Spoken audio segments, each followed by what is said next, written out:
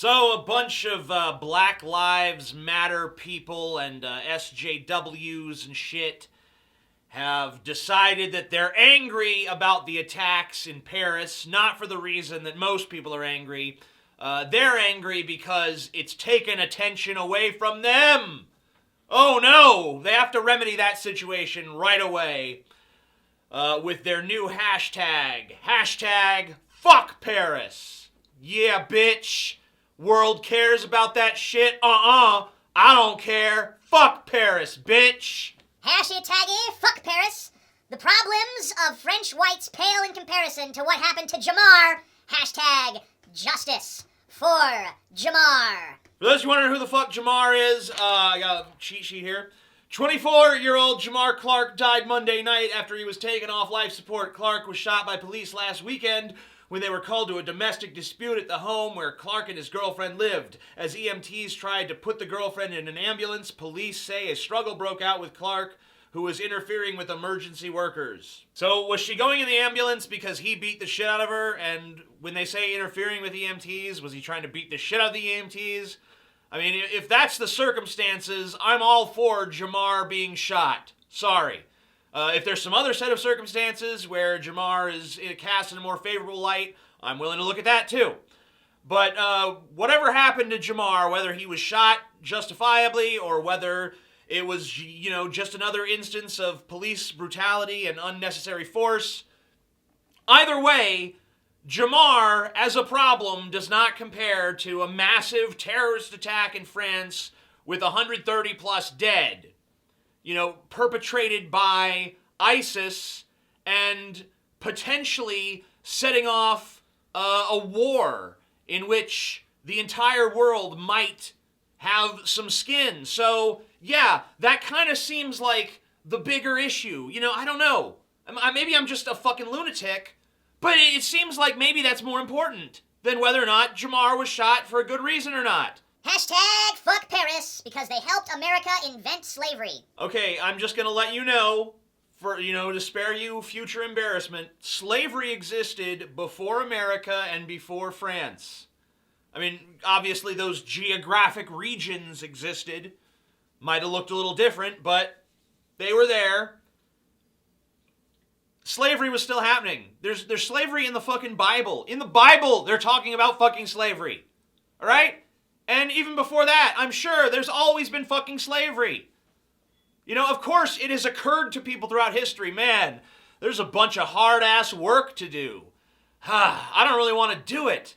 Hey, what if I go capture people from that weaker tribe, and then we, take them and we bring them back here and we make them do all the really hard work and give them, shit for food and just beat the shit out of them if they ever question us? Human beings are pretty fucking evil creatures on some level. So yeah, we thought of that shit. It wasn't just invented like America came, like George Washington sitting around, what would be good? No. Okay? That's fucking nonsense. Here's a news agency, News 24, tweeting, "World wounded, angered by Paris terror attacks." And to that, Ben Moses replies, at News 24, "This is a 1922 official French stamp." And there's a stamp showing all of these Moroccan Muslims beheaded with their heads sitting on rocks. Hashtag fuck Paris. Yeah, so I guess in 1922, the French, according to this guy at least, had a stamp with a bunch of dead people's heads on it. I've tried to corroborate it. It seems like that is the case. So I assume that this guy understands then that going to other people's countries and decapitating them and video evidencing it, not video evidence in this case, photographic evidence, but capturing it in media and then spreading it around is wrong. Wow, I'm glad you agree with that, because that's exactly what fucking ISIS is doing right now. They're beheading people and putting it out there for the world to see so that everyone shits their pants in fear and trembles before the might of ISIS. Oh, ISIS, please! Please, ISIS, don't kill me. We'll do anything! Any civil rights I have that my government needs, take them! Take them! Just kill ISIS before they get me!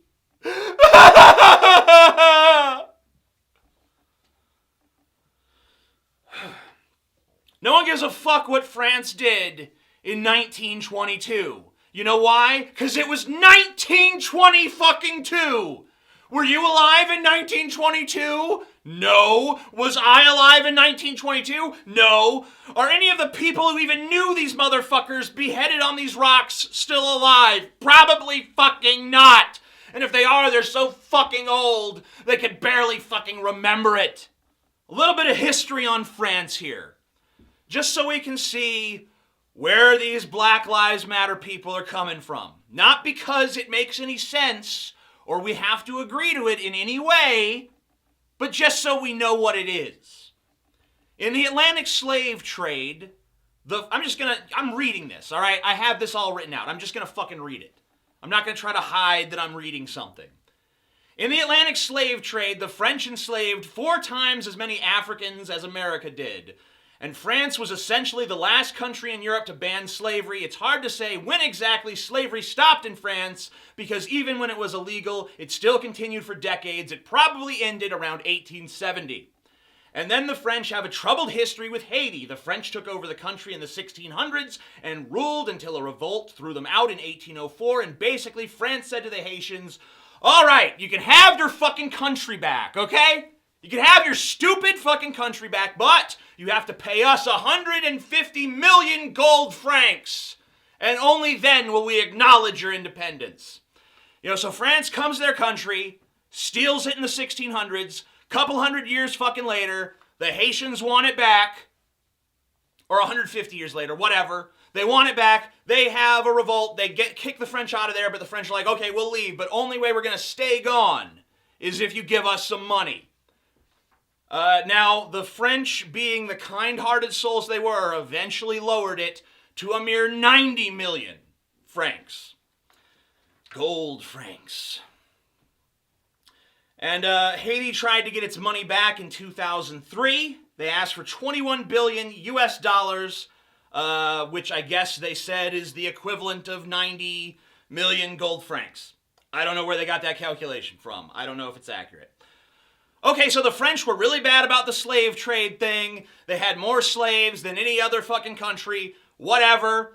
And they treated Haiti like shit. Fine. Legitimately evil things France has done. Despicable, to be condemned, whatever. It was a long time ago. No one living today in France had any part of any of those things. Why should they be held accountable for things their ancestors did when they do not think the same way their ancestors did? You don't think the same way your ancestors 200 fucking years ago did. No one does. No one does. We live in a vastly different world than they did. And we're vastly different people with vastly different sensibilities. There was a rapper by the name of Knowledge who put out a song called Fuck Paris. On top of just being stupid, and I hate to use this word, but offensive, it was also just a really fucking terrible song. I mean, first of all, the fucking music is so loud that you could barely hear his fucking voice. And even when you can, the lyrics are just insipid drivel. And here's, I don't know if I should play it, but here's the chorus. So fuck Paris, fuck Paris, fuck Paris, fuck Paris. But don't worry, folks. Just in case you thought it's all bad news, there is a more reasonable middle ground, as expressed by this girl. We can remember the tragedy in Paris and still remember #Mizzou. We are capable of multitasking. Both situations are equally messed up. Yeah, both situations are equally messed up.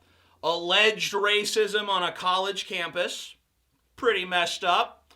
Massive terrorist attack where 130 people are dead and it might lead to a larger conflict in which even more people will die. Yeah, that's about equal, right? Yeah, sure.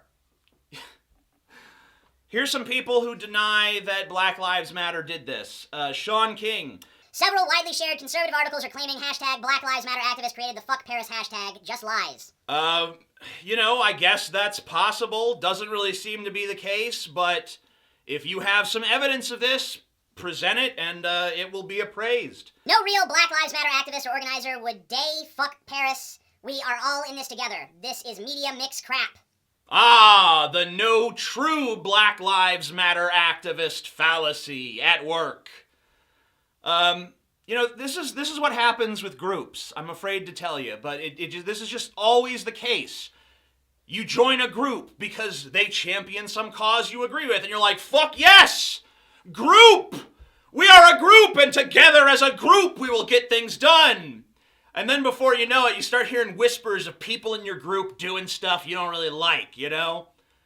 Did you hear that, some sect of our group is going to vote for Donald Trump for president? And you're like, what? Our group? There's people in our group that are voting for Donald Trump? Wow. Yeah, did you hear that someone from our group said that rape is okay? It's like, what? Let me see the context. Holy shit, yeah, he fucking did. Shit. But, he's not really in the group. That's not how the group is. I'm sorry, every group is like that because every time there's a group, there's always going to be assholes to join the group because there's always going to be assholes in every group. So you got to own up to your assholes. I'm sorry. Just be glad that the Black Lives Matter assholes are just saying some douchebag things in tweets. The Islamic assholes are murdering people and beheading them and, doing lots of gruesome, grisly shit. And, as hard as that is to own up to, I think that moderate Muslims do need to say, yeah, these people are practicing our religion. And if you look at the Quran, you can see that there is justification for everything that ISIS has done to be found in that book. It's not a perversion of the religion. It's just a different way of practicing it. And that's what's dangerous. All right, I'm the Amazing Atheist. Hope you enjoyed this video. Peace the fuck out.